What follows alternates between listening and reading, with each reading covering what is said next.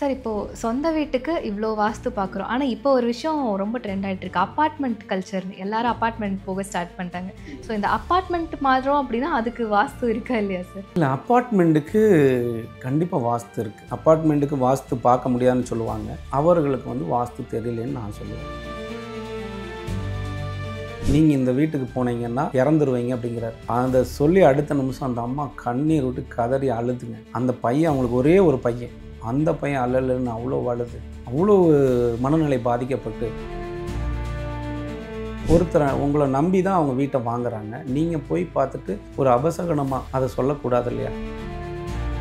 Apartment வீட்டில் நீங்கள் குடியிருந்தீங்கன்னா உயிரிழப்புகள் அப்படிங்கிறது என்னை பொறுத்தவரைக்கும் 70% ஏற்படாது. தனி வீட்டில் நீங்கள் குடியிருந்து வாஸ்து தவறு இருந்துச்சுன்னா உயிரிழப்பு ஏற்படும், விபத்துக்களை கொடுக்கும். ஆனால் அப்பார்ட்மெண்ட்டில் இருந்தீங்கன்னா கொடுக்காது. இதுதான் 100% உண்மை. இப்போது ஒரு வீட்டுக்கு ஒரு உயிரிழப்புகள் ஏற்படுது அப்படின்னா அதற்கு ஒரு ஒரு 5 காரணங்களாக நான் எடுக்கிறேன். 1, தலைவாசல் பகுதி.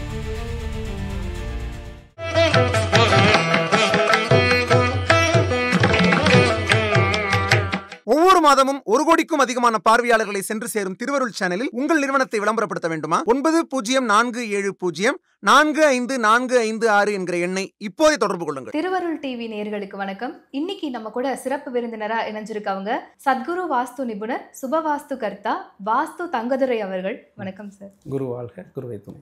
சார் இப்போ சொந்த வீட்டுக்கு இவ்ளோ வாஸ்து பார்க்குறோம். ஆனா, இப்போ ஒரு விஷயம் ரொம்ப ட்ரெண்ட் ஆயிட்டு இருக்கு. அபார்ட்மெண்ட் கல்ச்சர்ன்னு. எல்லாரும் அபார்ட்மெண்ட் போக ஸ்டார்ட் பண்ணிட்டாங்க. ஸோ இந்த அபார்ட்மெண்ட் மாறுறோம் அப்படின்னா, அதுக்கு வாஸ்து இருக்கா இல்லையா சார்? இல்லை, அப்பார்ட்மெண்ட்டுக்கு கண்டிப்பாக வாஸ்து இருக்குது. அப்பார்ட்மெண்ட்டுக்கு வாஸ்து பார்க்க முடியாதுன்னு சொல்லுவாங்க. அவர்களுக்கு வாஸ்து தெரியலேன்னு நான் சொல்லுவேன். ஏன் அப்படின்னு சொல்லி பார்த்தீங்கன்னா, சமீபத்தில் ஒரு அதிர்ச்சிகரமான ஒரு நிகழ்வு நடந்துச்சு சென்னையில்.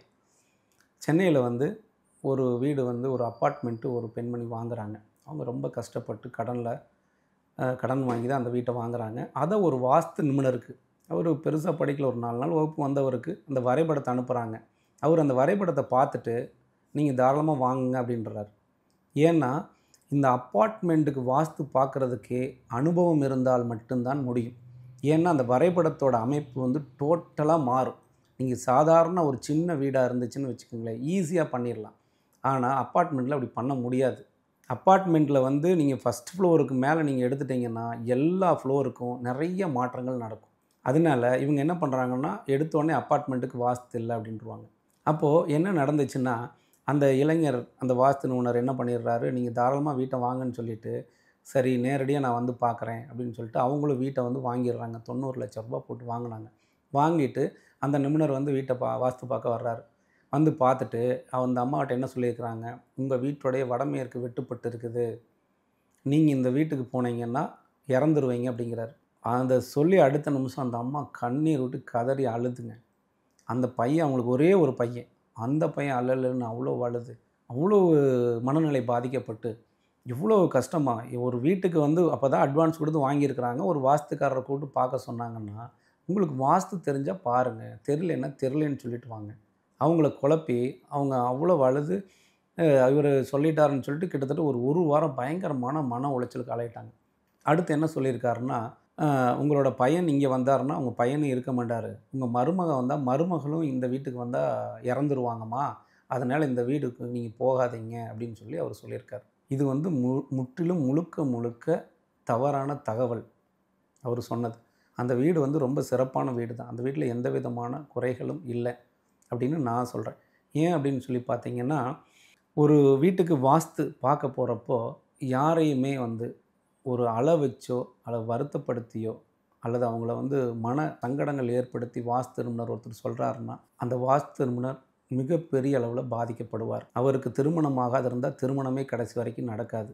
சப்போஸ் கணவன் மனைவியோடு சேர்ந்துருந்தாருன்னா பிரிஞ்சிருவாங்க. இது என்னோடய அனுபவத்தில் நான் பார்த்தது. ஏதாவது ஒரு வகையில் அந்த மாதிரி ஒரு வாஸ்து நிபுணர்கள்லாம் மிகப்பெரிய ஒரு பாதிப்பை ஏற்படுத்தி இறந்த வாஸ்து நிபுணர்கள் கூட இருக்கிறாங்க. அதனால் எப்போவுமே நீங்கள் நேரடியாக பார்த்துட்டு தவறாக இருக்குன்னு சொல்லுங்கள், தப்பு இல்லை. ஒருத்தரை உங்களை நம்பி தான் அவங்க வீட்டை வாங்குறாங்க. நீங்கள் போய் பார்த்துட்டு ஒரு அபசகனமாக அதை சொல்லக்கூடாது இல்லையா? அதை சொன்னாங்க. அப்புறம் எங்களை அந்த அம்மா எனக்கு ஃபோன் பண்ணிவிட்டு அழுதுகிட்டே தான் பேசினாங்க. ஐயா, அவங்க வீடியோ பார்த்தேன், அதனால் இந்த மாதிரி சொன்னார், பார்த்துட்டு வாஸ்து பார்த்தவர், நான் என்ன பண்ணுறேன்னாங்க. நீங்கள் ஒன்றும் கவலைப்பட வேண்டாம், அந்த அமைப்பு எப்படி இருக்குன்னு கேட்டேன். நான் நேரடியாக பார்க்கல. கேட்டதுக்கு அமைப்பு சொன்னாங்க, இது எதுவுமே பண்ணாது, நீங்கள் நல்லா இருக்குன்னு சொன்னேன். எப்போவுமே அப்பார்ட்மெண்ட் வீட்டில் நீங்கள் குடியிருந்தீங்கன்னா உயிரிழப்புகள் அப்படிங்கிறது என்னை பொறுத்தளவுக்கு 70% ஏற்படாது. தனி வீட்டில் நீங்கள் குடியிருந்து வாஸ்து தவறு இருந்துச்சுன்னா உயிரிழப்பு ஏற்படும், விபத்துக்களை கொடுக்கும். ஆனால் அப்பார்ட்மெண்ட்டில் இருந்தீங்கன்னா கொடுக்காது. இதுதான் 100% உண்மை. அப்பார்ட்மெண்ட் எல்லாருமே வாஸ்து தப்பு, அப்பார்ட்மெண்ட்டுக்கு வாஸ்து கிடையாதுங்கிறாங்க. அப்படி கிடையாது. அப்பார்ட்மெண்ட்டுக்கு வாஸ்து இருக்குது. இப்போ நீங்கள் ஒரு 10 வீடு இருக்குன்னு வச்சுக்கோங்களேன், அந்த இடத்துல வடமேற்கு தவறு இருந்துச்சுன்னா ஆல்ரெடி அந்த 10 வீட்டில் யாரோ ஒருத்தர் இழப்புகளை சந்தித்தவங்க இருப்பாங்க. நீங்கள் போகிறப்ப உங்களுக்கு அந்த இழப்பு ஏற்படுமானா ஏற்படாது. இப்போ வடமேற்கு தலைவாசல் கொடுத்துருக்காங்கன்னா அந்த ஒரு 10 வீடோ 20 வீடோ அந்த அப்பார்ட்மெண்ட்டில் இருந்துச்சுன்னா அதில் யாரோ ஒருத்தர் விபத்துக்கள் பாதிக்கப்பட்டவங்களோ, இல்லை கைகால்கள் பாதிக்கப்பட்டவங்களோ, இல்லை கணவனை இழந்தவங்களோ யாராச்சும் ஒருத்தர் இருப்பாங்க.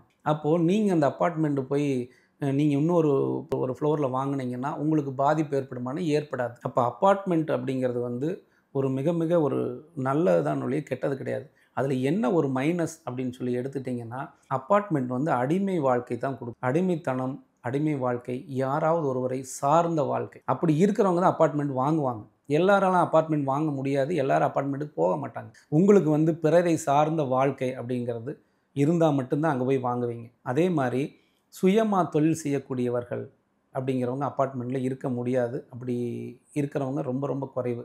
இருந்தாலும் அந்த அப்பார்ட்மெண்ட்டில் குடியிருக்க மாட்டாங்க, வாடகைக்கு விட்டு வெளியில் வந்துடுவாங்க. இதெல்லாம் நீங்கள் ஆராய்ச்சி பண்ணி பாருங்கள். அப்போது அப்பார்ட்மெண்ட் வாழ்க்கை என்பது உயிரிழப்பை தடுக்கும், உயிரிழப்பு ஏற்படாது. அப்பார்ட்மெண்ட் என்ன பண்ணுன்னா, ஒன்று பொருளாதார இழப்பை கொடுக்கும், திருமண தடைகள் அப்படிங்கிறத ஏற்படுத்தி கொடுக்கும், இல்லைன்னா ஆரோக்கிய குறைபாடு மட்டும்தான் கொடுக்குமே ஒழிய பெரும்பாலான இடங்களில் வந்து உயிரிழப்பு கொடுக்கறது இல்லை. ஏன் நான் இதை தெரிவிக்கிறேன்னா, காணொலி வாயிலாக அந்த தாய்க்கு வந்து நான் சொல்கிறேன், உங்களுடைய மகனுக்கோ உங்களுக்கோ உங்கள் குடும்பத்திற்கோ 1% கூட உயிரிழப்பு ஏற்படாது அப்படிங்கிறத நான் உறுதியாக சொல்கிறேன். நல்லா இருப்பாங்க, அதெல்லாம் எந்த பாதிப்பு இல்லைங்க. அதனால் அப்பார்ட்மெண்ட் வாழ்க்கையை பற்றி கவலைப்பட வேண்டாம். அப்பார்ட்மெண்ட் ரொம்ப ரொம்ப நல்லாயிருக்கும், அதை பற்றி குழப்பிக்கவே வேண்டியதில்லைங்க. சார், இப்போ இந்த உயிரிழப்பு அப்படின்னு வரும்போது ஏதாவது ஒரு அசம்பாவிதம் நடந்துருச்சு அப்படின்னா வீடு வாஸ்து சரியில்லை அப்படிங்கிறது தான் முதல் விஷயமா இருக்குது. என்னென்ன மாதிரியான விஷயங்கள் பண்ணால் இவ்வளோ பெரிய பாதிப்புகள் ஏற்படும் சார்? இப்போது ஒரு வீட்டுக்கு ஒரு உயிரிழப்புகள் ஏற்படுது அப்படின்னா அதற்கு வந்து ஒரு 5 காரணங்களாக நான் எடுக்கிறேன். 1, தலைவாசல் பகுதி அப்படிங்கிறது. அப்போது தலைவாசல் அப்படிங்கிறது எந்த இடத்துல நீங்கள் அமைச்சிருக்கிறீங்க அப்படின்னு பார்க்கணும். ஈசானிய தலைவாசல் கொடுத்து ஈசானிய பகுதியிலேயே தவறான ஒரு படிக்கட்டு அமைப்பு கொடுத்தீங்கன்னா ஒன்று உயிரிழப்பு அப்படிங்கிறது ஏற்படும். 2வது அப்படின்னு பார்த்தீங்கன்னா வடமேற்கு திசை, வடக்கு தலைவாசல் கொடுத்தீங்க அப்படின்னா அந்த இடத்துல நிச்சயமாக விபத்துக்களால் கைகால் இழப்போ அல்லது உயிரிழப்புகளோ ஏற்படுத்தி கொடுக்கும். 3வதாக பிரம்மஸ்தானம் தான் வீட்டில் மிக மிக முக்கியமான பகுதி. பிரம்மஸ்தானத்தில் வந்து ஒரு சுவரோ அல்லது டாய்லெட் பாத்ரூமோ அல்லது ஒரு பில்லர் அமைப்போ கொடுத்துட்டாங்கன்னா 100% அந்த வீட்டில் உயிரிழப்பு அப்படிங்கிறது ஏற்படுத்தி கொடுக்கும். 4வது தென்மேற்கு பகுதியில் பள்ளமான ஏதாவது ஒரு அமைப்பு கொடுத்து தென்மேற்கு பகுதியில் பூஜை அறையோ தென்மேற்கு பகுதியில் தலைவாசல் அமைப்பு கொடுத்தாங்கன்னா நிச்சயமாக அந்த வீட்டில் உயிரிழப்பு அப்படிங்கிறத கொடுக்கும்.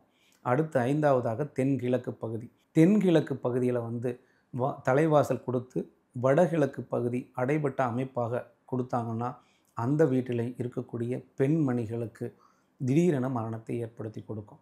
இதுதான் முக்கியமான பகுதிகள். இது வந்து எல்லா வீட்டிலையுமே 5மே இருக்குமா அப்படின்னா இருக்காது. ஏறாவது ஒரு சில தவறுகள் தான் இருக்கும். அந்த தவறுகளை வந்து சரி செஞ்சுக்கிட்டாங்கனாலே பெரும்பாலும் பாதிப்புகள் ஏற்படாது. ஆனால் பெரும்பாலான இடங்களில் வந்து ஏன் நமக்கான பாதிப்பு ஏற்பட்டுச்சு அப்படிங்கிறது நிறைய பேருக்கு தெரியறதில்ல. ஒரு பாதிப்பு ஏற்பட்ட உடனே ஒன்று ஜோதிடர்கிட்ட போவாங்க அல்லது கோயிலுக்கு போவாங்க. 2 விஷயம் தான் பண்ணுறாங்க.